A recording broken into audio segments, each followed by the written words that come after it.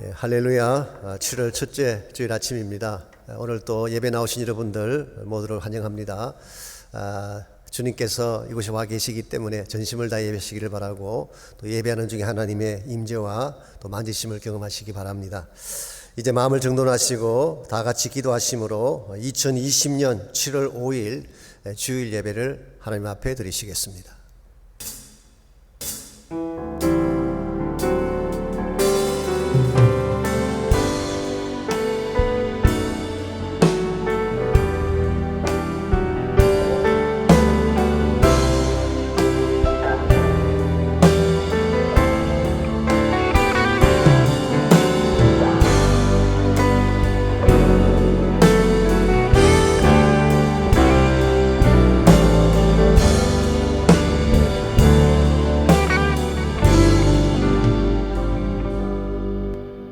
왕이신 나의 하나님이여, 내가 주를 높이고 영원히 주의 이름을 송축하리이다. 내가 날마다 주를 송축하며 영원히 주의 이름을 송축하리이다. 여호와는 위대하시니 크게 찬양할 것이라. 그의 위대하심을 청량하지 못하리로다. 대대로 주께서 행하시는 일을 크게 찬양하며 주의 능한 일을 선포하리로다. 아멘. 이 아침 살아계신 하나님을 우리 전심을 다하여 찬양합니다.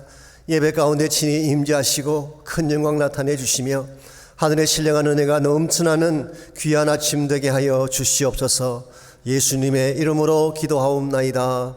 아멘. 영광에 주님 찬양하세.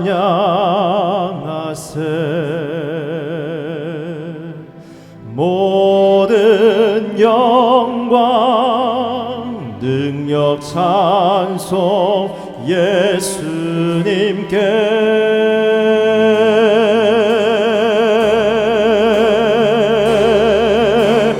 영광에 주님 찬양하세.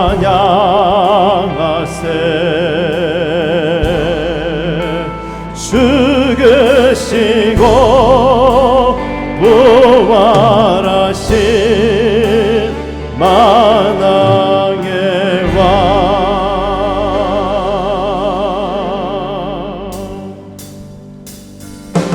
영광에 주님 찬양하세. 모든 영광 능력 찬송 예수님께.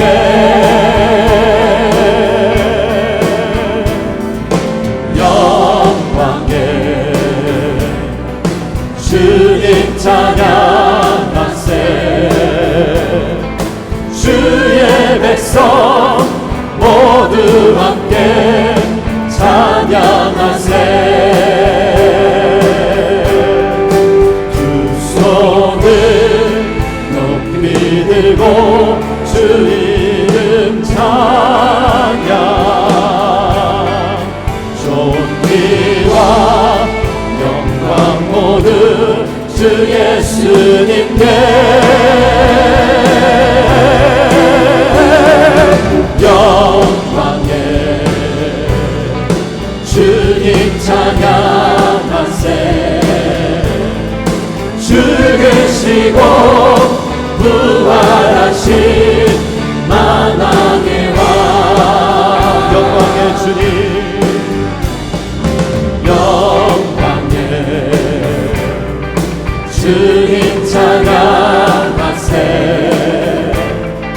모든 영광 능력 찬송 예수님께.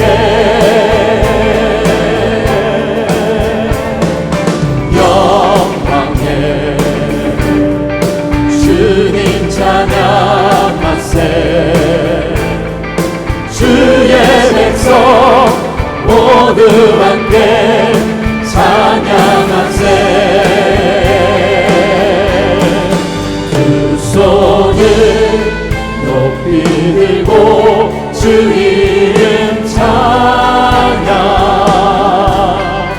존귀와 영광 모두 주 예수 예수님께 영광에 주님 찬양하세 죽으시고 부활하신 만왕의 왕 두 손을 높이 들고 두 손을 높이 들고 주 이름 찬양 존귀와 영광 모두 주 예수님께 영광에 주님 찬양하세 죽으시고 부활하신 만왕의 왕 죽으시고 부활하신 죽으시고 부활하신 만왕의 왕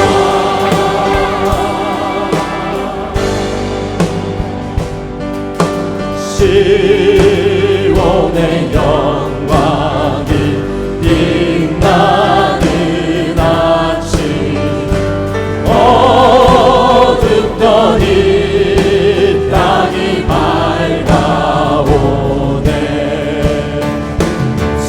슬픔과 애통이 기쁨이 되니 시온의 영광이 비춰오네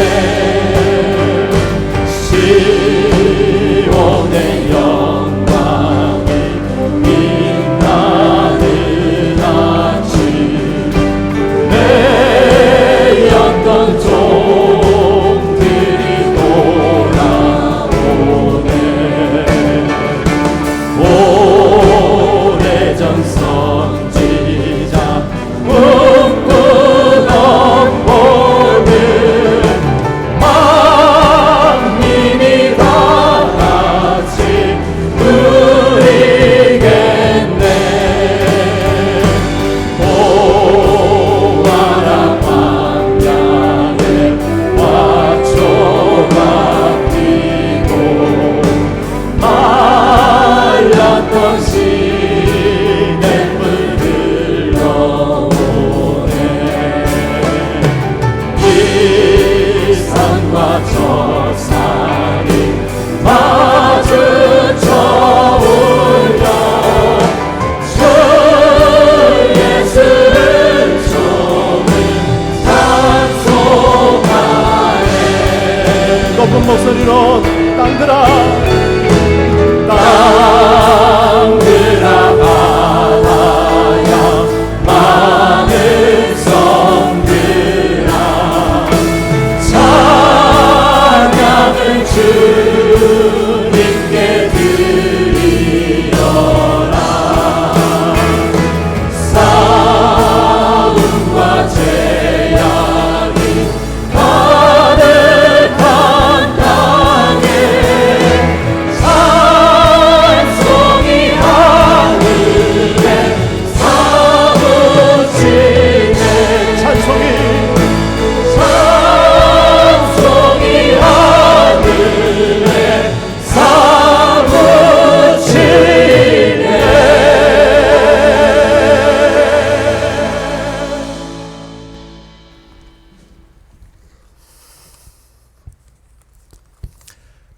여호와께 감사하라. 그는 선하시며 그 인자하심이 영원함이로다. 아멘. 하나님, 우리의 부족한 입술로 우리를 비천한 가운데에서도 기억해 주신 이에게 감사하며 우리를 코비드-19이라는 크나큰 대적에게서 건지신 이에게 감사하며 또한 모든 육체에게 먹을 것을 주신 이에게 감사하며 하나님의 인자하심이 우리를 사랑하심이 영원함을 찬송하며 경배하기 위해 하나님의 임재가 있는 이 자리에 이곳에 예배자로 불러주심을 감사드립니다. 그렇습니다. 어떤 조건과 환경에 따라 감사드리는 것이 아니라 오직 하나님의 선하심과 영원함으로 주님을 찬송하며 하나님의 언약은 반드시 성취된다는 믿음으로 나아가 예배드리는 귀한 성령의 시간으로 이것을 복되게 하여 주시옵소서. 하나님, 저희에게 기도할 수 있게 하여 주셔서 기도하는 것이, 하나님의 얼굴을 구하는 것이, 하나님께 나아가는 것이 얼마나 큰 기쁨이며 축복이며 하나님 백성의 특권임을 알게 하여 주시니 감사드립니다. 주 여호와는 자기의 비밀을 그종 선지자들에게 보이지 아니하시고는 결코 행하심이 없다 말씀하여 주셨는데, 하나님의 그종 박성 담임 목사님과 교회 리더들에게 열방을 품은 구원사역의 꿈과 비전을 보여주시고, 이제 7월 한 달간 무릎으로 드리는 선교를 하게 하여 주시니 감사드립니다. 하나님의 뜻이 있어 BSBC 모든 성도들을 기도로 모아주셨으니 놀라운 일들을 보여주시고 성취하여 주셔서 오늘도 하나님은 살아계시고 그로 인해 기적을 맛보아 아는 저희 모두 되도록 7월 한 달을 기도의 영으로 충만히 기름 부어 주시옵소서. 이번 주간 기도드릴 고창한 선교사님, 최정길 선교사님, 스카이네드 선교사님, 정경석 선교사님을 기억하여 주시며 그의 사역의 기도 제목을 들으심에 응답하여 주시되 하나님 사이즈의 역량으로 응답하여 주실 줄 믿사오니 역사하여 주옵소서.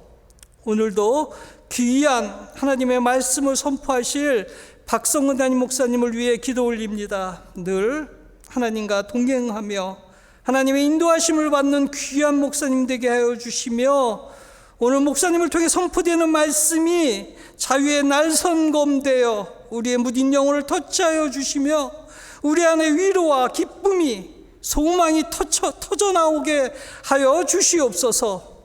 살아계시며 성가대의 찬양과 우리의 기도의 노래를 기뻐 받으시는 예수님 이름으로 기도드립니다.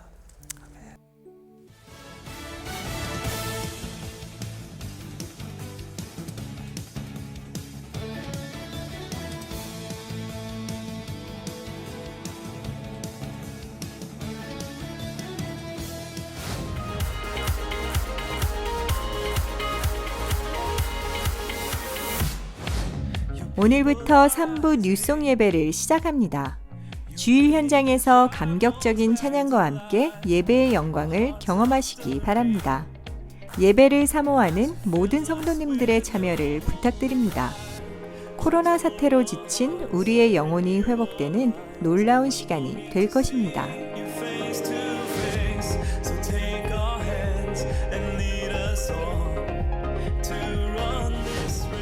코로나의 위협보다 더 크신 하나님의 은혜가 우리 모두를 감싸고 있습니다. 하나님께서 회복하시는 그날까지 기도의 끈을 놓지 마시고 함께 격려하며 깨어 기도로 동참해 주시기 바랍니다. 이번 한 주간도 BSBC 모든 성도님들의 중보 기도를 부탁드립니다.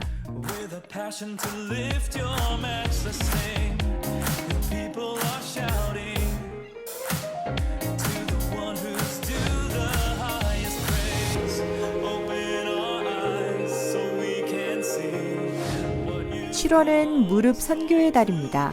코로나 사태로 인하여 선교가 멈추지 않도록 함께 동참해 주시기 바랍니다. 먼저 선교사들을 위한 중보 기도에 힘써 주시기 바랍니다. 본교회에서 후원하는 선교사들 중에 이번 주간에 기도해야 할 4분의 기도 제목들을 주보에 올렸습니다. 또한 안내석에 마련된 무릎 선교 헌금 봉투를 사용하셔서 물질로 후원해 주시기 바랍니다. 어려운 상황 가운데 드리는 성도님들의 귀한 헌신을 통해서 하나님의 나라가 확장될 것입니다. 새누리교회 성도 여러분, 안녕하세요. 그동안 많은 기도와 사랑에 감사드립니다. 바이블 타임을 통해서 큐티 사역과 성경 읽기 소그룹 모임을 계속 진행해 왔습니다. 각 가정에서 교회가 세워져 가정 예배로 주일 예배를 드리고 있습니다. 모두들 건강하시고 주 안에서 사랑하고 축복합니다. 감사합니다.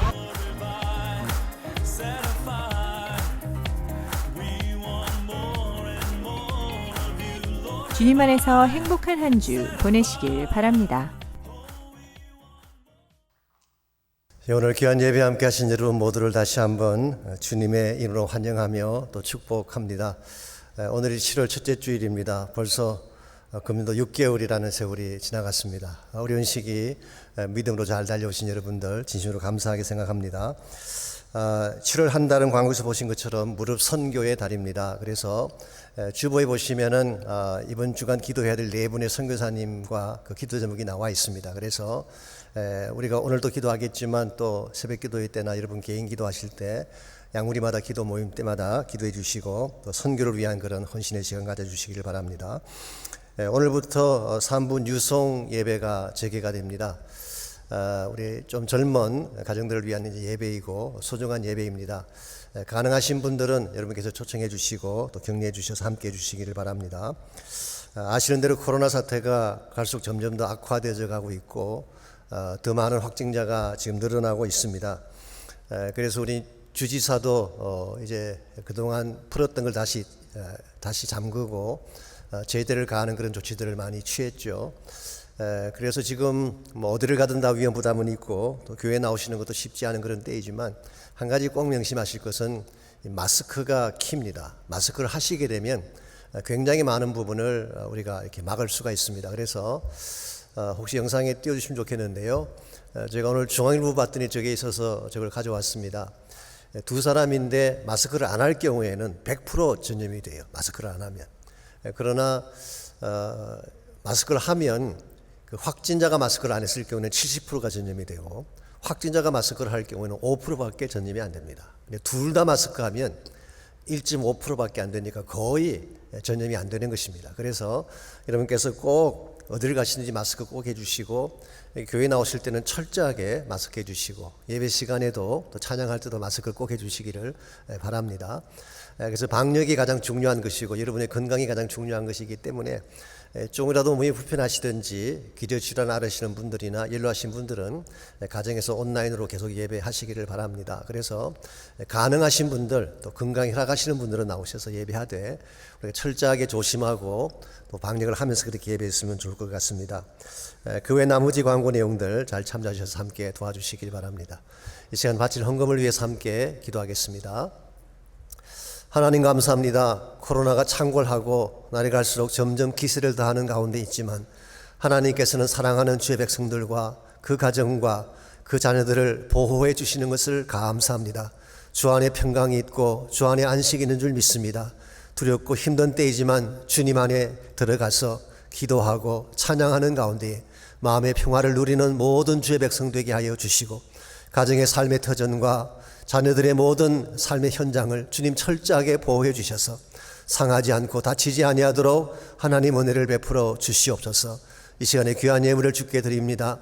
말씀에 순종해 드리는 11조 예물을 헌납해 주시고 또한 감사의 제목들과 특별히 선교를 위해 드리는 선물을 축복해 주셔서 하나님 나라를 확장하고 주의 뜻을 이루는 데에 바르게 쓰임받는 예물 되게 하여 주옵소서.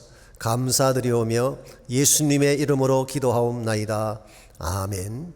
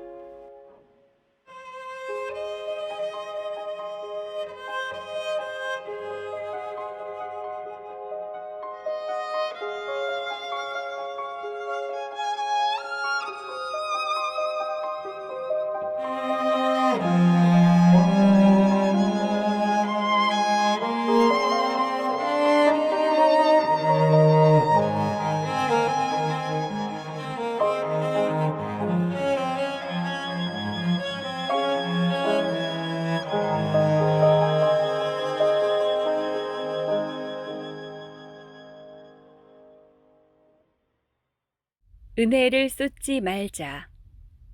고린도후서 6장 1절로 2절까지 말씀입니다. 우리가 하나님과 함께 일하는 자로서 너희를 권하노니 하나님의 은혜를 헛되이 받지 말라. 이르시되 내가 은혜 베풀 때에 너에게 듣고 구원의 날에 너를 도왔다 하셨으니 보라 지금은 은혜 받을 만한 때요 보라 지금은 구원의 날이로다. 아멘. 얼마 전에 이메일을 통해서 가장 중요한 성공 비결이라는 제목의 글을 받아본 적이 있습니다. 옛날에 어떤 왕 한 분이 그 지혜자들, 현인들을 모아놓고 명령을 내렸습니다. 모든 백성이 꼭 알아야 될 인생의 성공 비결을 적어오라 그렇게 분부를 했습니다. 현인들은 그때부터 열심히 연구하고 토론해서 성공 비결을 담은 책 12권을 왕에게 올렸습니다. 그랬더니 내용은 참 좋은데 너무 방대하니까 줄여오라고 했습니다.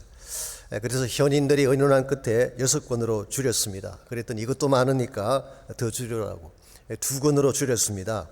그것도 길다고.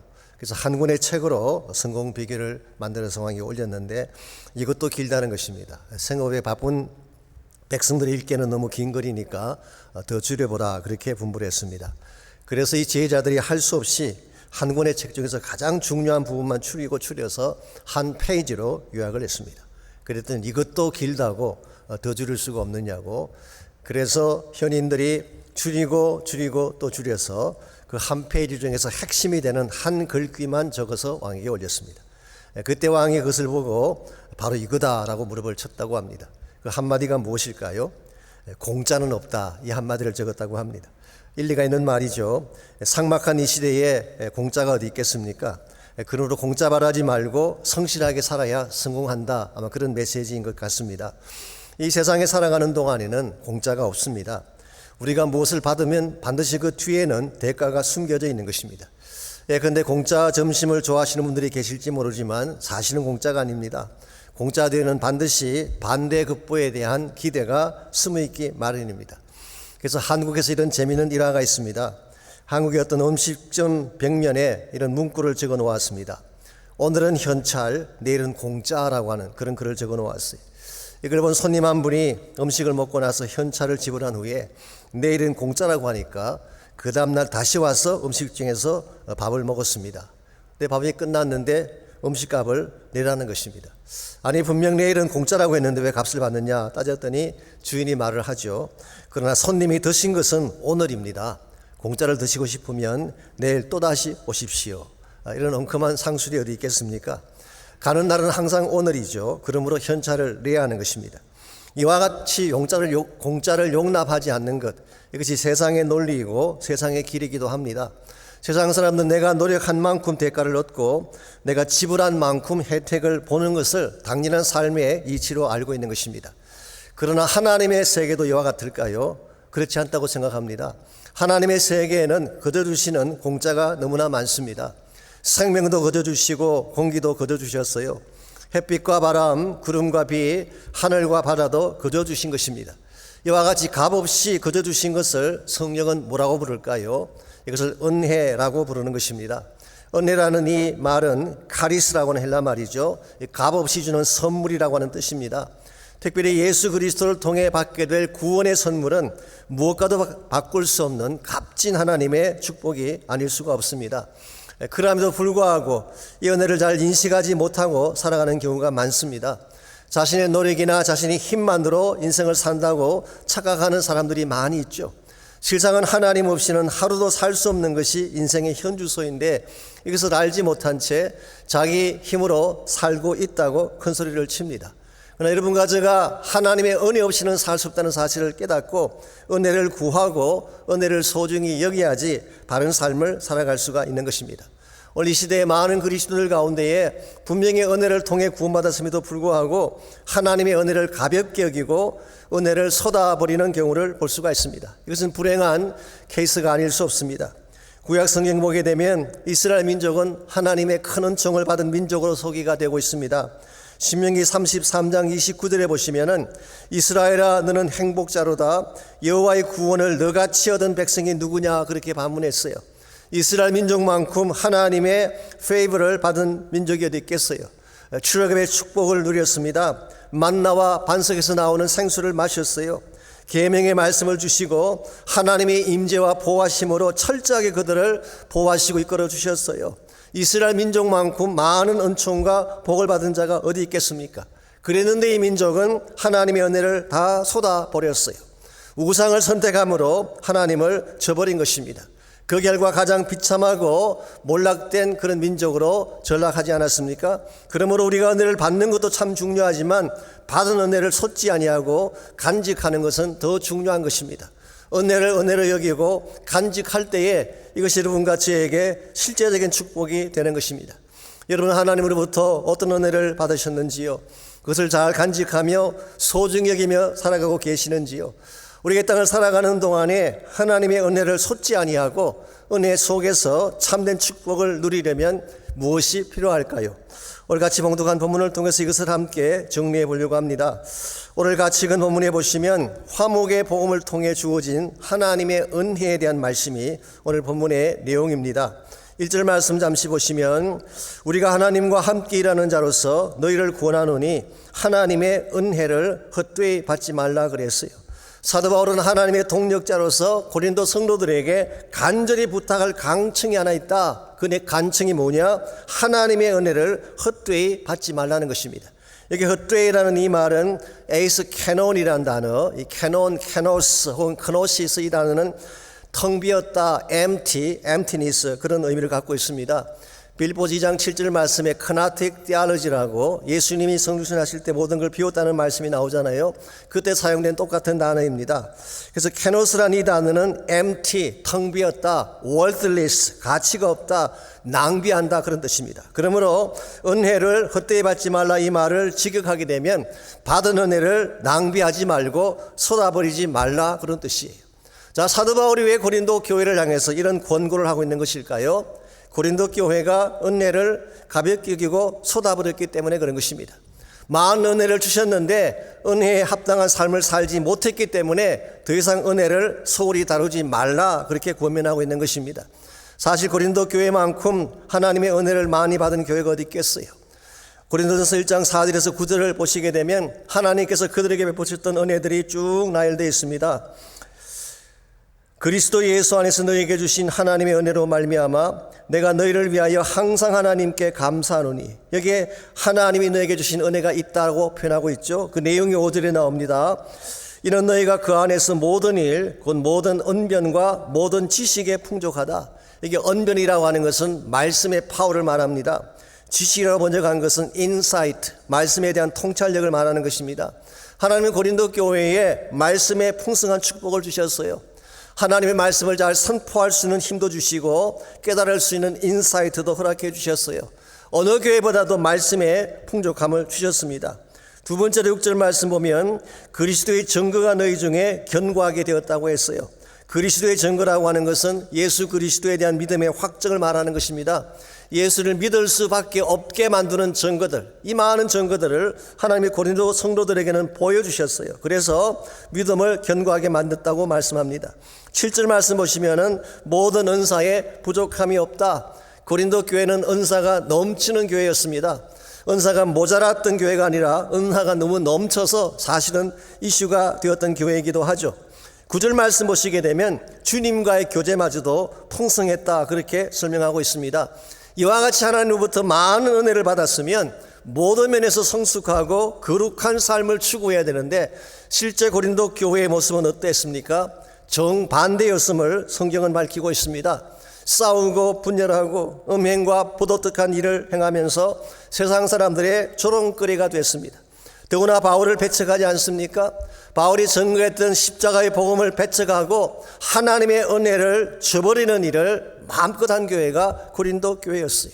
왜 고린도 교회가 많은 은혜를 받았음에도 불구하고 은혜를 간직하지 않은 채 이렇게 쏟아버리게 된 것일까요? 일반적으로 은혜를 쏟는 데는 두 가지 이유가 있습니다. 첫 번째 이유는 은혜의 가치를 모를 때 쏟는 것입니다. 아무리 귀한 것도 그 가치를 모르면 함부로 다루게 돼 있죠. 하나님이 값없이 주셨다고 해서 값싼 것이 아닌데 그들은 은혜를 사고려 취급한 것입니다.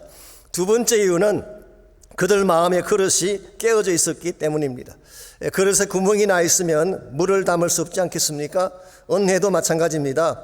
마음의 그릇이 깨어져 있으면 아무리 은혜를 담아도 다 솟고 마는 것입니다. 이것이 maybe 고린도 교회가 성장하지 못하고 건강하지 못하고 다투었던 이유인지도 모르겠습니다. 우리의 삶도 마찬가지입니다. 하나님이 많은 큰 축복 은혜를 베풀어 주셔도 우리 마음에 금이 가 있으면, 마음에 구멍이 생기면 은혜를 담을 수가 없는 것입니다. 제가 BSBC 라이프 강의할 때마다 항상 소개해드리는 예화가 하나 있죠. 사실은 이 예화는 빌리 행스라고 하는 제자 훈련 사역자가 소개했던 예화입니다. 여러분에게는 익숙하지 않지만 빌리 행스라는 분, 우리 한국 교회에 많은 영향을 끼쳤어요. 한국의 목사님 한 분이 그분에게서 영향받고 한국에 돌아가셔서 제자 훈련 사역을 시작하기도 하셨죠. 그래서 Becoming a Disciple Maker라고 하는 사역을 하신 귀한 분이신데요. 이분이 그치한 삶에 대해 설명하면서 이런 비유를 이야기하셨어요. 목이 몹시 마른 농부 한 분이 우물가로 가서 두레박을 던져서 물을 길러 올렸습니다. 처음에 물을 길어 올릴 때는 분명히 두레박에 물이 가득 담겨 있었는데 다 올려놓고 보니까 두레박에 물이 거의 남아있지 않았어요. 이유가 뭘까요? 이유는 간단합니다. 두레박에 구멍이 나 있었기 때문이죠. 아무리 물을 잔뜩 담아도 구멍이 나 있으면 올라오는 동안에 다 쏟아질 수밖에 없는 것입니다. 우리 영적 생활도 이와 같다고 지적을 했습니다. 하나님이 아무리 많은 은혜를 베풀어 주셔도 우리 마음에 구멍이 나 있으면 간직할 수가 없는 것입니다. 그래서 교회 생활을 제법 오래 하고 말씀도 많이 들었음에도 불구하고 믿음이 자라지 못한 채 그저 그런 삶을 영위하고 있는 분들을 많이 볼 수가 있죠. 본인은 인식하지 못할지 모르지만 어딘가에 구멍이 뚫어져 있는 것입니다. 그러므로 여러분과 제가 정말 하나님의 은혜 안에서 진정한 성장과 축복의 삶을 이루기를 원한다면 우리 마음속에 깨어진 부분이 없는지를 점검해야 돼요. 우리 마음에 구멍이 나 있든지 하나님의 은혜를 가로막는 요소가 있다면 이것을 먼저 처리하고 나야지 하나님의 은혜를 제대로 받고 누릴 수가 있는 것입니다. 하나님은 여러분과 제 삶 속에 많은 축복 은혜를 준비해 주셨습니다마는 이것을 솟지 않으려면 내 마음속에 있어서는 안 될 몇 가지 요소들을 제거해야 돼요. 오늘 본문의 말씀 전체를 보게 되면 하나님의 은혜를 솟게 만드는 세 가지 마음의 케이스가 소개되어 있습니다. 제가 먼저 간단하게 정리해드리면 첫 번째가 교만한 마음, arrogant mind. 이 교만한 마음은 은혜를 솟게 합니다. 두 번째가 왜곡된 마음, distorted mind, 깨어진 마음이고 삐뚤어진 마음이죠. 세 번째가 주저하는 마음, wavering mind, 혹은 indecisive mind라고 할 수가 있습니다. 이와 같은 요소들이 우리 마음속에 있게 되면 아무리 하나님의 은혜를 부어주셔도 은혜를 간직할 수가 없는 것입니다. 그러므로 이런 마음의 요소들을 다 처리하고 하나님이 은혜를 부어주실 때에 은혜를 받을 수 있는 마음으로 만들어야지 여러분의 삶이 더 부유해지고 풍성해지는 것입니다. 그렇다면 우리가 하나님의 은혜를 솟지 않고 은혜를 잘 간직하려면 어떠한 마음이 필요할까요? 첫 번째로 겸손한 마음이 필요합니다. 말씀드린 것처럼 은혜를 쏟아버리는 첫 번째 요소가 교만이에요. 고린도 교회가 은혜를 그렇게 많이 받았음에도 불구하고 은혜를 쏟은 근본 이유는 그들의 마음이 높아졌기 때문에 그런 것입니다. 고린도전서 4장 7절과 8절을 잠깐 보시기 바랍니다. 그 말씀 보게 되면 고린도 교회 성도들이 가지고 있던 영적 상태가 잘 나타나 있어요. 7절 말씀, 누가 너를 남달리 구별하였느냐? 내게 있는 것 중에 받지 아니한 것이 무엇이냐? 내가 받았은즉 어찌하여 받지 아니한 것 같이 자랑하느냐? 쉽게 표현하면 너희들이 가진 모든 것이 하나님이 주신 것인데 하나님을 자랑하는 것이 아니라 너희들이 다 이룬 것처럼 자랑하느냐? 그렇게 반문하고 있어요. 8절 말씀, 너희가 이미 배부르며 이미 풍성하며 우리 없이도 왕노릇하게 되었도다. 이미 배부른 사람이 갈증을 느끼겠습니까? 어떤 배고픔을 느끼겠습니까? 이미 부자도 느끼는 사람이 무엇을 아쉬워하겠어요? 이미 왕이 되었다고 생각하는 사람이 무엇을 요청할 수가 있겠습니까? 이와 같이 이미 배부른 너희들, 이미 부유한 너희들, 이미 스스로 왕이 되었다고 자취하는 너희들의 마음이 높아졌기 때문에 하나님이 어떤 은혜를 주셔도 받을 수가 없다. 그런 지적을 하고 있는 것입니다. 오늘 우리의 마음이 높아져 있다면 낮추어야 돼요. 하나님의 은혜는 낮은 것으로 흐르게 되어 있습니다. 그래서 우리의 마음이 겸손할 때에 하나님께서 복을 주시고 은총을 다하여 주시는 것입니다. 그래서 야고보서 4장 6절은 이렇게 기록합니다. 하나님이 교만한 자를 물리치시고 겸손한 자에게 은혜를 주신다고 했어요. 교만한 자는 하나님께서 리젝트 하시지만 겸손한 자에게는 은총을 베풀어 주신다. 그러므로 우리가 정말 하나님의 은혜 받기를 원한다면 마음을 비우고 겸손히 엎드려야 되는 것입니다. 하나님만이 모든 것을 하실 수 있습니다. 나는 아무것도 할 수 없는 존재입니다. 이 사실을 고백하고 겸손하게 엎드리게 되면 하나님께서 특별한 은혜를 안겨주시는 것입니다. 제가 구독하고 있는 이메일 중에요, 류태영 박사가 보내주시는 메일이 있습니다. 아실지 모르지만 류태영 박사는 굉장히 귀한 분입니다. 전라북도 임실군의 작은 마을에서 태어나셔서 굶주림과 가난 속에서 초등학교도 겨우 졸업하신 분이에요. 정말 가난한 모섬 집안의 출신입니다. 그럼에도 이분은 초등학교 때부터 어머니를 따라 새벽 기도에 나가서 기도를 배웠어요. 엎드려 기도하면 하나님이 도우신다, 이 사실을 배우게 된 것입니다. 그래서 기도의 능력으로 늦은 나이긴 하지만 18세에 중학교를 졸업을 하고 서울로 올라가서 구두 닦기, 신문팔이 등 갖은 고생을 하면서 야간 고등학교를 졸업합니다. 그리고 건국대학교에 입학을 하게 됐어요. 근데 이분의 마음속에 한 가지 꿈이 있는데요. 그 꿈은 한국의 농촌을 깨우고 가난을 떠나가게 하자는 꿈이 그에게 있었습니다. 그래서 그 당시 살펴보니까 전 세계 국가들 가운데 농업 선진 국가가 덴마크라는 사실을 알고 덴마크로 유학을 갈 생각을 하게 됐습니다. 근데 돈도 없지, 백도 없지, 갈 수 있는 길이 없어요. 그래서 이분이 할 수 있는 게 한 가지밖에 없는데 엎드려서 기도하는 것입니다. 근데 기도하는 중에 하나님이 그런 마음을 주셨대요. 너가 만일 덴마크로 가기를 원한다면 덴마크에서 제일 높은 사람과 컨택을 해라. 제일 높은 사람이 덴마크 국왕 아니겠습니까? 그 사람에게 편지를 보내면 그 사람이 너를 돕지 않겠느냐.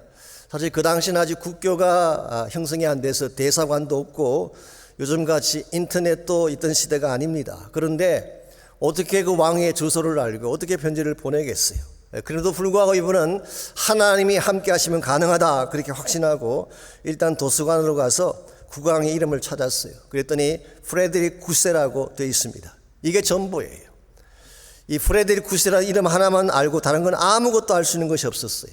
그래도 이 사람은 믿음으로 자기의 생각을 편지에 다 적은 후에 봉투에다가 왕의 이름을 적고, 왕이 아무래도 수도에 살고 있지 않겠습니까? 그래서 코펜하겐이라고 적고 덴마크라고 적은 후에 우체통에 집어넣었어요.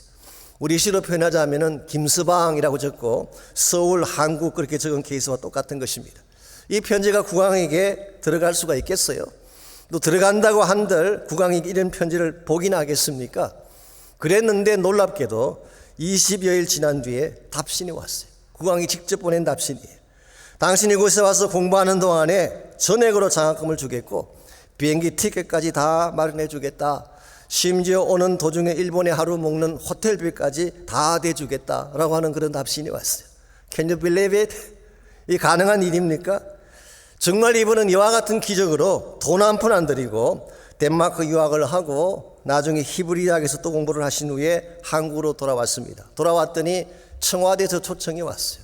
그 당시 한국 청와대에서 추진하고 싶었던 큰 프로젝트가 있는데 그 프로젝트가 새마을 운동이었습니다. 그래서 한국의 새마을 운동의 기초를 닦고 그것을 세운 분이 바로 류태영 박사예요. 후에 이분이 건국대학교의 부총장까지 역임을 하시고 농촌 청소년 미래재단을 설립하셔서 농촌에 있는 학생들에게 장학금 주는 사역을 했고 지금까지도 그것이 계속되고 있습니다. 여러분, 이와 같은 일을 누가 한 것일까요? 하나님이 하신 것입니다. 하나님이 하신 이와 같은 일을 우리는 은혜라고 부르는 것입니다. 있을 수가 없는 일인데, 나의 힘으로는 절대로 할 수가 없는 일인데 하나님이 공짜로 해주신 것, 이게 은혜예요. 은혜. 이와 같은 은혜가 누구에게 임한다고요? 겸손하게 하나님만 바라보며 기도하는 사람에게 임하는 것입니다. 그러므로 사랑하는 성도 여러분, 환경을 탓하지 마십시오. 인맥이니 학연이니 출신 탓하지 말고 하나님의 은혜를 꼭 붙잡으시기를 바랍니다.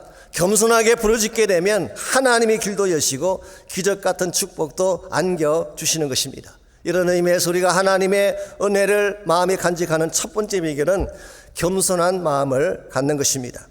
두 번째 비결이 순전한 마음입니다. 우리가 은혜를 받고 솟지 않으려면 순전한 마음이 필요합니다. 은혜를 솟게 만드는 두 번째 요소가 사실은 삐뚤어진 마음이죠. 왜곡된 마음. 이와 같은 마음에는 은혜가 임할 수가 없습니다. 예수님 비유 가운데에 씨 뿌리는 비유에 보게 되면 가시나무 떨기에 떨어진 씨앗이라는 비유가 있죠. 이 가시나무 떨기라고 하는 것은 엉겅귀 같은 마음을 말하는 것입니다. 마음이 엉켜 있어요. 마음이 복잡합니다. 가시를 찌르는 것들이 많이 들어있어요. 이와 같은 마음밭에는 어떤 말씀을 던져주어도 말씀이 뿌리를 내리고 씨앗이 열매를 맺을 수 없다. 그게 주님의 말씀이었어요. 우리의 마음이 순전해야지 은혜가 임하는 것입니다. 마음이 복잡하고 마음에 가시가 있으면 절대로 은혜가 찾아오지 않는 것입니다. 이런 측면에서 2절 말씀을 잠깐 보겠습니다. 유대인들의 마음이 얼마나 삐뚤어져 있었는지를 보여주는 좋은 예 하나가 2절에 암시적으로 나와 있습니다. 2절 이르시되 내가 은혜 베풀 때에 너에게 듣고 구원의 날에 너를 도왔다 하셨으니. 자, 여기에 인용된 이 말씀은 구약 성경 이사야 49장 8절을 인용한 것입니다. 이사야 49장 8절 원문 전체를 보면 이렇게 기록이 되어 있습니다. 여호와께서 이같이 이르시되 은혜의 때에 내가 내게 응답하였고 구원의 날에 내가 너를 도왔도다. 내가 장차 너를 보호하여 너를 백성의 언약으로 삼으며 나라를 일으켜 그들에게 그 황무하였던 땅을 기업으로 상속하게 하리라. 여기 너라는 단어가 계속 나오죠. 이 너가 누구를 지칭하는 것일까요? 학자들마다 여러 가지 의견이 있습니다. 어떤 분은 이 너가 이사야를 말하는 것이다 그렇게 해석하기도 해요. 이사야가 이스라엘 회복을 위해 많은 역할을 해왔기 때문에 그렇게 볼 수도 있겠죠. 어떤 분은 고레스다 그렇게 해석하기도 합니다. 이사야 45장 1절에 보면 고레스를 통해 유대인 해방을 약속하지 않았습니까? 그리고 실제로 고레스 칙령으로 유대인들이 바벨론에서 귀환했기 때문에 고레스가 일어날 것이다 그렇게 본 것입니다. 심지어 어떤 사람들은 여기 나오는 너가 이스라엘을 지칭한다 그렇게 해석하기도 합니다. 특별히 유대인들은 지금까지도 그렇게 해석을 하고 있어요. 그러나 이 세 가지는 다 해당될 수가 없습니다. 이사야 49장에 나오는 너라고 하는 이분은 장차 오실 메시아 예수 그리스도를 말하는 것입니다. 이사야 42장부터 53장까지를 보시면은 여호와의 종의 노래라고 하는 것이 4개 나옵니다. 소위 말해서 장차 오실 여호와의 종을 노래하는 Songs of the Servant, 여호와의 종의 노래라는 것이 4번 나오는데요. 그 중에 여러분이 가장 잘 아시는 노래가 이사야 53장이죠. 그가 찔림은 우리의 허물을 인하며 그가 상함은 우리의 죄악을 인합니다. 이게 바로 종의 노래 가운데 4번째 노래예요. 오늘 본문에 소개된 49장은 그 중에 2번째 노래를 적고 있습니다. 그러므로 이것은 두말할 필요 없이 장차 오실 예수 그리스도에 대한 예언으로 보는 것이 옳습니다. 실제로 주님께서 이 땅에 오셔서 공생애를 사실 때 하나님은 이사야 49장 8절에 예언된 그대로 주님께서 기도하시면 응답해 주셨고 주님이 필요로 할 때에 도움을 주셨어요. 그래서 예수님께서는 3년 공생애를 사시며 귀신을 쫓아내고 안진뱅이를 일으키시고 벙어리의 입을 열고 소경의 눈을 뜨게 하고 심지어 죽은 자까지 살려내시는 엄청난 일을 행하신 것입니다. 여호와께서 들으시고 여호와께서 도와주셔서 일어난 역사들이에요. 이와 같은 역사들은 누구도 부인할 수 없는 자명한 메시아 표적들입니다. 근데 예수님이 이와 같은 표적을 행했을 때에 유대인들이 어떤 반응을 보였나요? 예수님께서 소경의 눈을 뜨게 하고 안진뱅이를 일으키는 것을 보면서 와, 드디어 하나님의 약속이 성취가 되었구나.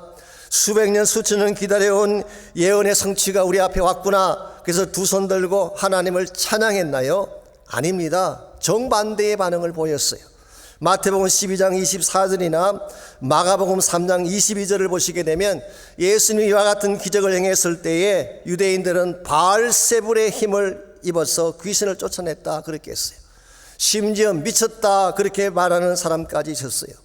하나님께서 행하신 자명한 일을 하나님이 아니면 하실 수 없는 메시아 표적을 왜 귀신의 탓으로 돌리고 바알세불의 행한 일로 돌렸을까요?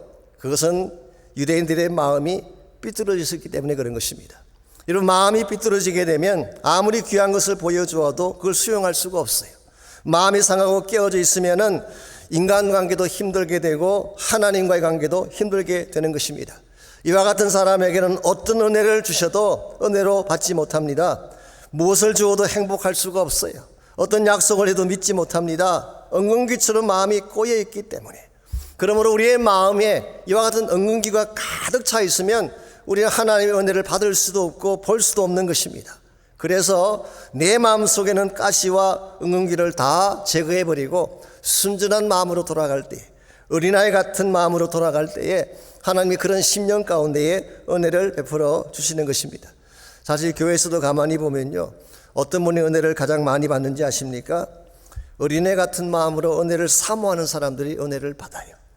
뒷짐지고 앉아서 방목선을 제대로 하나 그러고 심사위원같이 평가하는 분들은 절대 못 받아요.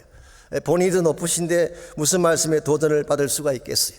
근데 가끔 보기에는 어떤 분들은 무슨 말을 하든 아멘할 자세로 받는 분이 계세요. 심지어는 말하기 전에 먼저 아멘 해버려서 당황할 정도로 막 기다리는 분들이 계세요. 이런 분들의 마음에 하나님의 은혜를 주시는 것입니다. 이런 분들의 마음 속에는 무엇을 심어주어도 다 속속들이 들어가게 돼 있고 그것이 열매를 맺게 되어 있는 것입니다. 사실 오늘날 우리의 행복을 빼앗아가는 것이요, 외부의 공격이나 불행한 사건 때문이 아닙니다. 내 마음 속에 어두운 것이 덮여 있으면 무엇을 해도 행복할 수가 없고 우울해지고 어두워지게 되는 것입니다. 미국의 대부흥사였던 D.L. 무디 선생이 오래전에 이와 같은 꿈 이야기를 한 적이 있습니다. 한 번은 꿈을 꾸는데 꿈은 보자기를 뒤집어 쓴 괴한이 나타나서 자신이 하는 일을 사사건건 방해를 했습니다. 기도를 하려고 하면 입을 벌리지 못하게 틀어막고, 말씀을 보려고 하면 눈을 막아서 보지 못하게 하고, 누구를 도와주려고 하면 손을 묶어서 그 일을 못하게 했어요. 한 번은 자기 부인에게 사랑한다고 말하려고 하는데 그 괴한이 말을 가로채서 저주를 퍼붓게 했어요. 너무나 화가 난 D.L. 무디가 너 도대체 누구냐? 그리고 검은 보자기를 벗겨 보았더니 놀랍게도 그것이 바로 자기 자신이었다고 합니다. 우리 인생의 가장 큰 복병이 누군지 아십니까? 나 자신이에요. 내 안에 있는 왜곡된 마음, 내 안에 있는 편견과 욕망의 마음, 내 마음속에 있는 선뿌리가 나의 인생을 불행하게 만드는 것입니다. 그러므로 우리 마음속에 있는 이 모든 것들을 다 제거하고 마음속에 있는 엉겅퀴와 가시돋친 마음들을 다 처리하고 순전한 믿음으로 주 앞에 나아갈 때에 하나님이 은혜를 베풀어 주시고 기적도 보여주시는 것입니다. 이전 여러분 마음 가운데 혹시라도 엉겅퀴 같은 마음이나 가시 같은 마음이 있다면 십자가 앞에 가지고 나가시기 바랍니다. 그걸 다 십자가 은혜 앞에 내려놓고 처리한 후에 퓨어한 마음으로 순전한 믿음으로 주를 바라보게 되면 하나님이 행하시는 일을 보게 돼요. 하나님의 큰 능력과 역사를 여러분의 소유로 삼게 되는 것입니다. 이와 같이 우리가 하나님의 은혜를 받고 은혜를 간직하려면 1차적으로는 마음이 낮아야 돼요. 이 교만한 마음을 버리고 마음을 낮출 때에 은혜가 주어지는 것입니다. 두 번째는 왜곡된 마음을 청산하고 순전한 마음으로 주를 바라볼 때에, 어린애 같은 마음으로 주를 바라보게 되면 하나님은 은혜를 준비하셨다가 우리에게 안겨주시는 것입니다. 이와 같은 두 가지 사실 외에 또 한 가지가 더 필요한데요, 그것은 결단하는 마음입니다. 하나님의 은혜가 정말 내 앞에 와 있다면, 중요한 것이 내 앞에 와 있다면 결단을 해야지 그것이 나의 소유가 되는 것입니다. 그래서 사실 오늘 많은 분들이 은혜를 받는 과정에 있어서 한 가지 장애 요소가 있다면 결단하지 못하는 마음, 주저하는 마음, 아까 말씀드린 indecisive mindset, 왔다 갔다 하는 마음이죠. 갈까 말까 할까 말까. 이것은 절대로 은혜를 받을 수가 없습니다. 그래서 2절 마지막 부분을 보시면은 바울은 이렇게 권면합니다. 보라, 지금은 은혜 받을 만한 때요, 보라, 지금은 구원의 날이로다. Now is the time of God's favor. Now is the day of salvation. 지금이 now라는 단어가 강조가 되고 있습니다. 은혜를 받는 것도 지금이고 구원을 받는 것도 지금이에요. 오스카 쿨만이라는 성경학자는 오늘 본문에 나오는 이 지금을 결단의 때라고 그렇게 표현했어요. Decision time, 결단하는 시간이다, 그렇게 해석을 했습니다. 물론 이것은 종말론적인 차원에서도 그런 해석이 가능하지만 개인적인 차원에도 여러분 인생 가운데 결단의 때가 꼭 필요한 것입니다. 우리 인생길에는 많은 시간들이 지나가죠. 근데 지나가는 시간들을 그냥 두면 흘러가는 세월에 불과한 것입니다. 우리가 70을 살았다, 80을 살았다고 하지만요, 세월만 흘려보냈다면 큰 의미가 없어요. 그런데 내가 결단을 하고 그 시간을 붙잡게 되면 그것이 은혜의 기회가 되고 축복의 기회가 되는 것입니다. 사실 우리 인생에서 누리는 대다수의 축복은 결단을 통해 주어지는 것입니다. 예수님 만난 것, 이런 마음의 결단을 할 때 만날 수 있는 거예요. 구원의 축복, 주님을 나의 구원자로 영접하고 디시전 메이킹을 할 때에 예수님이 내 인생의 구원자가 되는 것입니다. 만남의 축복도 결단해야 돼요. 여러분 배우자를 만나고 친구를 만날 때도 결단 없이는 만날 수가 없어요. 사랑하는 데도 결단이 필요합니다. 섬기는 데도 결단이 필요해요. 비전을 성취하는 데도 결단이 필요한 것입니다. 그래서 여러분께서 항상 여러분의 삶 가운데에 어떤 이슈가 나오고 어떤 어젠다가 주어졌을 때에 디시전 메이킹, 결단을 해야 되는데 우리가 결단해야 될 시기가 언제라고 말씀하고 있나요? 지금이라고 말하고 있습니다. Now is the time of salvation. 지금이 구원받을 만한 때다. 그러므로 여러분이 만일 예수님을 여러분의 구원자로 영접해야 된다면 지금 하셔야 돼요. 미루시면 안 돼요. 내일은 우리의 소유가 아니기 때문에 내일 하리라 라고 하는 것은 잘못된 생각인 것입니다. 사랑도 지금 해야 돼요. 용서도 지금 해야 됩니다. 지금 용서하지 않고 사랑하지 않게 되면 다시는 기회가 오지 않을 수도 있기 때문에 지금 사랑하고 지금 용서해야 돼요. 기도도 지금 해야 되고 선교나 봉사도 지금 해야 되는 것입니다. 그래야 하나님의 은혜를 우리 마음속에 누릴 수 있게 되고 후회하지 않는 인생을 살아갈 수가 있는 것입니다. 그리고 여러분이 한번 결단하셨으면 다시는 되돌아서지 않아야 돼요. 주를 향한 내 마음의 결심, 하나님의 뜻대로 살겠다고 결단했던 나의 마음은 되돌아서면 안 돼요. 끝까지 나아가야지 참된 축복의 열매가 주어지게 되는 것입니다. 1904년도에 영국의 웨일즈 지방에 대부흥 운동이 일어났습니다. 이반 라벌츠라고 하는 탄광촌의 한 가난한 청년과 그의 친구 몇 사람이 함께 모여 회개하는 기도를 시작하는 중에 Bend me, bend me, 나를 꺾어주십시오, 나를 꺾어주십시오, 이걸 외치며 회개하며 기도하는 중에 성령께서 강력하게 임재하시고 이것이 계기가 되어서 영국 전역에 영국 역사상 가장 큰 The Great Revival, 대부흥 운동이 시작이 됐어요. 수십만 명이 주님께로 돌아오고 술집이 문을 닫고 폭력이 멈추고 감옥이 폐쇄되고 온 지역이 복음의 물길로 뒤집히는 그런 일이 벌어졌습니다. 그때에 그 복음 집회에 참석했다가 은혜를 받은 한 청년이 인도 지역으로 건너가서 복음을 전하게 됩니다. 가로 힐즈라고 하는 인도의 동부에 있는 아삼 지역의 작은 마을로 들어갔습니다. 근데 그 마을의 원주민들은 난폭하기로 악명이 높은 그런 트라이브였습니다.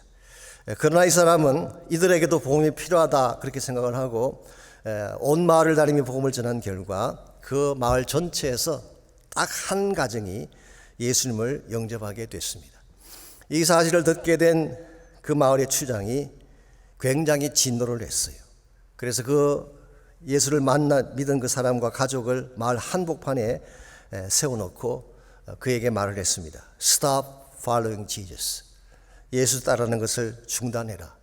그랬을 때 그 사람이 이렇게 답을 했습니다. No, I have decided to follow Jesus. I am not turning back. 나는 예수를 따르기로 결심을 했습니다. 다시는 돌아서지 않겠습니다. 이 말을 들은 추장이 화가 난 나머지 그의 아이들을 그가 보는 앞에서 다 죽였어요. 그리고 Stop following Jesus. 그때 그는 또 대답합니다. Do not go with me. 설사 아무도 나와 함께 가주지 않는다고 할지라도 Still I will follow. No turning back. 나는 여전히 예수를 따를 것입니다. 다시는 뒤돌아서지 않을 것입니다. 그러자 이번에는 너무 화가 난 이 추장이 그의 아내를 죽였습니다. Now you will stop following this Jesus. 이제는 이 예수를 따르지 않아야 되지 않겠느냐. 그때 그 사람은 추장의 눈을 똑바로 쳐다보며 대답했습니다. The cross before me, the world behind me, no turning back. 세상 덩지고 십자가를 바라보기를 원합니다. No turning back. 되돌아서지 않을 것입니다. 추장은 자기 귀를 의심했지만 이와 같이 대답하는 그를 살려둘 수가 없습니다. 격분한 추장이 마침내 그를 죽이고 말죠. 그러나 예수님께서 말씀하신 것처럼 한 알의 밀이 땅에 떨어져 죽지 아니하면 한 알 그대로 있지만 죽은 많은 열매를 맺지 않습니까? 바로 그날 그 마지막 순간까지 뒤돌아서지 않고 주님을 따르겠다고 선포했던 그 사람을 지켜본 모든 마을 사람들이 충격을 받고 마음의 문을 열고 예수님께로 돌아오기 시작했어요. 결국 나중에 추장마저도 주님께로 돌아온 후에 온 마을이 예수 믿는 마을로 변한 것입니다. 그리고 그 사람이 죽어가면서 남겼던 마지막 말이 노래가 되어서 온 마을에 울려 퍼지기 시작했습니다. I have decided to follow Jesus. No turning back. No turning back. 오늘 전 세계 어느 곳이든 복음의 역사가 일어나는 곳에 이 노래가 불려지고 있습니다. 사랑하는 형제자매 여러분, 우리 인생에서 가장 중요한 결단은 예수 그리스도를 향한 결단입니다. 이것만큼 중요한 어젠다가 없습니다. 그러므로 혹시 여러분이 아직 주님 만나지 못한 분이 있다면 지금 결단하셔야 돼요. 지금 마음의 문을 열고 예수님을 나의 구원자로 영접하는 기도를 꼭 드리시기를 바랍니다. 또 여러분 가운데 주님을 나의 구원자로 억셉트하고 따르기로 결심했다면 No turning back. 절대 뒤돌아서지 마십시오. 한 번 바친 인생 끝까지 바쳐야지 주 앞에 쓰임받을 수가 있고 하나님 영광 위에 살아갈 수가 있는 것입니다. 솔직히 지금까지 우리가 살아가면서 얼마나 많은 은혜를 받았나요? 하나님이 우리를 얼마나 사랑하셨고 얼마나 많은 것들을 부어주셨어요. 그들은 많은 것을 받고도 지금도 우리는 계산하고 따지는 가운데에 주 앞에 나의 생애를 전적으로 드리지 않고 있습니다. 여러분 가운데 만일 지금도 주저하고 있는 분이 있다면, 내 삶을 주님 앞에 커밋하지 못하고 주저하고 계시는 분이 혹시 있다면 이 시간 마음을 결단하고 주님께 여러분의 삶을 올려드리시기를 바랍니다. 주님, 내가 여기 있습니다. 나의 인생은 주님 것입니다. 나의 남은 생애가 주의 나라와 복음을 위해 쓰임받기를 원합니다. 한번 결정한 주를 따르기로 한 결정, No turning back, No turning back. 이 고백과 함께 주님 앞에 나아가셔서 여러분 삶을 의탁하고 주의 은혜를 붙잡는 그런 시간이 있기를 바랍니다. 우리 시간 다 같이 한번 한 목소리로 함께 기도했으면 좋겠습니다. 여러분 가운데 주님을 만나야 될 분 계신다면 마음의 문을 열고 영접 기도를 꼭 하시기를 바랍니다. 혹시 온라인에서 예배 드리시는 분들, 가정이든 오피스든 어디에서 예배를 드리든지 여러분의 마음의 문을 열고 주님을 초청하기를 원하시는 분들은 구원 초청의 기도를 꼭 하시기를 바랍니다. 주님, 여러분 만나기 위해 여러분 마음 밖에 와서 녹하고 계세요. 마음의 문을 두드리고 계십니다. 문을 열기만 하면 그에게로 들어가 그로 더불어 먹고 그와 나로 더불어 먹고 마시라고 약속하신 그 하나님께서, 그 주님께서 여러분 인생의 주권자가 되시고 주인이 되실 줄 믿습니다. 또한 여러분 가운데에 주를 위해 삶을 결단하고 하나님 영광 위에 복음 위에 살기를 원하는 분이 혹시 있다면 이 시간 결단의 기도를 드리시기 바랍니다. 나의 인생은 이제부터 주의 것입니다. 주의 나라 위에 달려가기를 원합니다. 하나님과 복음과 그 나라를 위해 나를 드리기를 원하오니 나의 삶을 그렇게 사용해 주십시오. 이런 고백으로 주님 앞에 결단하며 나가면 좋겠습니다. 우리 다 같이 한 목소리로 함께 기도합니다. 하나님 감사합니다. 우리에게 베푸신 놀라운 은혜를 감사합니다. 받을 자격이 되지 아니하고 하나님의 은총을 누릴 아무런 자격이 없는 우리지만 하나님의 무조건적인 사랑으로 조건 없이 우리를 택해 주시고 이와 같이 놀라운 은혜를 베풀어 주신 것을 감사합니다. 우리 가운데 아직도 예수를 만나지 못한 분이 있습니까? 주님께서는 그렇게 기다리고 계시는데 주를 향해 마음의 문을 열지 못한 자가 혹시 있다면 이 시간 성령께서 그 마음의 문을 열어주시고 예수를 나의 구원자로 영접하는 놀라운 역사가 하나님 있게 반드시 도와주시옵소서. 이 시간 우리의 삶을 주의 손에 의탁합니다. 나의 생애가 나의 것이 아니라 주의 것임을 고백합니다. 주의 영광 위에 살고 싶습니다. 주의 나라 복음 위에 드려지고 싶습니다. 이 시간 성령의 권세와 능력으로 나를 안수하시고 기름 부어주셔서 나의 남은 평생에 주의 나라 영광을 위해 살게 하시고 십자가 지고 세상 바라보지 아니하고 십자가 지고 주를 향해 담대하게 나아갈 수 있는 우리 모두가 되게 하여 주시옵소서. I have decided to follow Jesus. I have decided to follow Jesus. I have decided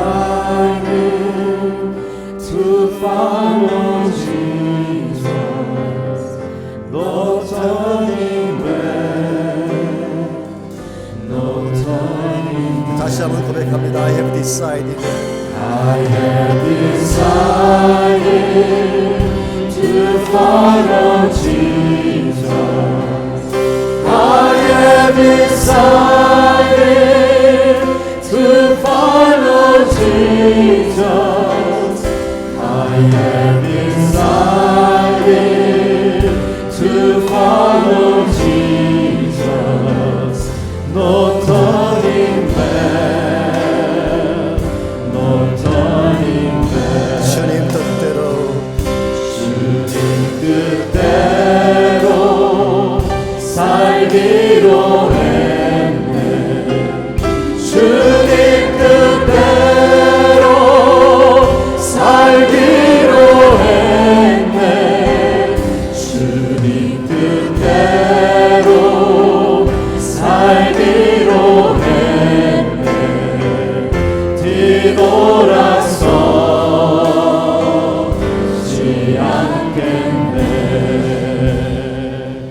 이 세상 사람 날 몰라줘도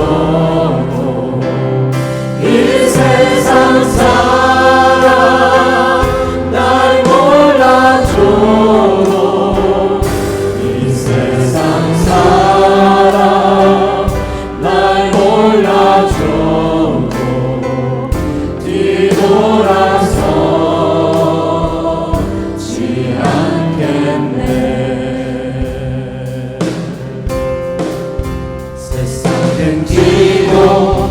십자가 보내 세상 등지고 십자가 보내 세상 등지고 십자가 보내 뒤돌아서지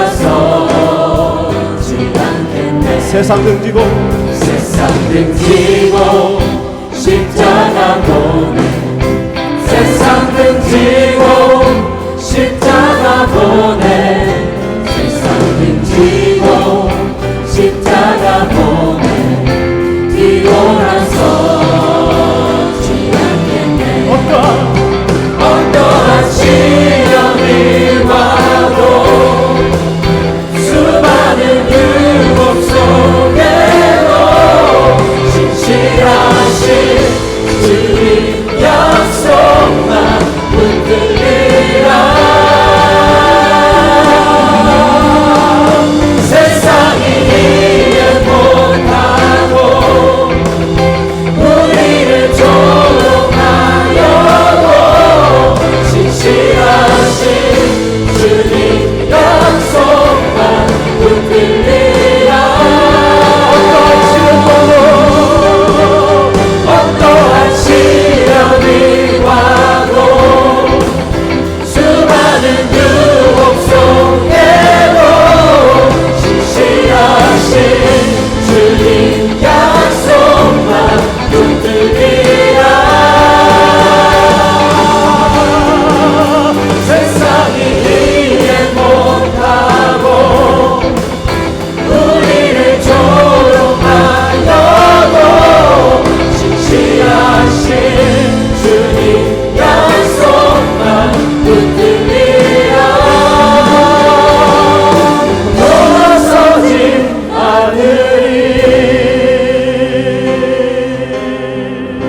세상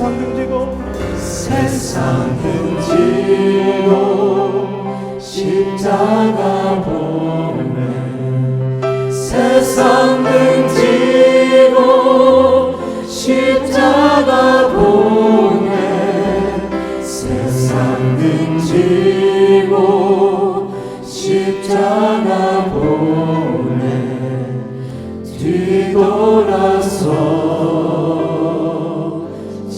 않겠네. 하나님 감사합니다. 우리 같이 못난 자에게 말할 수 없는 은혜를 베풀어 주시고 예수 그리스도의 보배로운 피로 구속하셔서 하늘나라 백성이 되게 하시며 천국의 비전을 바라보게 하신 것을 감사합니다. 이 큰 은혜를 받았지만 은혜에 합당하게 살지 못했던 우리의 모습을 용서해 주시고 이제 이후로부터는 주의 나라 위에 주의 부르심 위에 은혜에 부끄럽지 않게 은혜에 합당하게 삶을 살아드려서 주의 영광이 되게 하시고 주의 나라를 이루는 데 쓰임받는 저희 모두가 되게 하여 주시옵소서. 이제는 우리 구주 예수 그리스도의 은혜와 하나님 아버지의 무한하신 사랑과 성령님의 충만한 임재하심이 이 시간 주 앞에 나와 예배하고 돌아가는 모든 사랑하는 주의 백성 한 분 한 분에게 그들의 가정과 삶의 터전과 자녀들과 자손들 위해 이제로부터 항상 함께하여 주시기를 살아계신 예수님의 이름으로 간절히 축원하옵나이다. 아멘.